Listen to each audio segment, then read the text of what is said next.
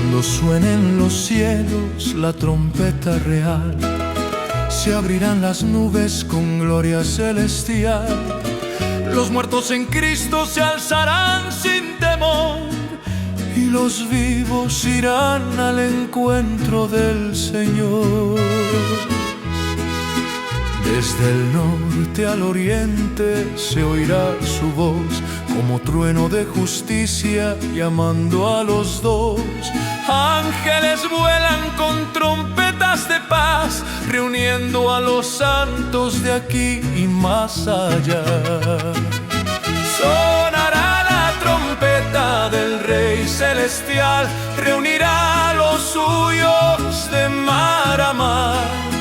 No habrá llanto, no habrá dolor, solo gloria eterna con nuestro Señor. Sonará la trompeta, temblará la nación, se postrará la tierra ante Cristo el León, y los escogidos verán su faz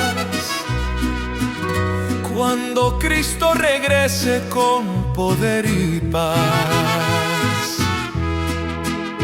No es leyenda ni cuento, es promesa fiel, lo anunció el Maestro con voz de Manuel. Los que velan firmes verán su luz, y los que le esperan volarán con Jesús. Prepárate, iglesia, ya viene el Rey. No duermas en sombras, despierta en fe, porque el cielo ya empieza a resonar y la trompeta no tardará. Sonará la trompeta del Rey Celestial, reunirá a los suyos de mar a mar. Se abrirán los cielos en resplandor y veremos al Cristo vencedor.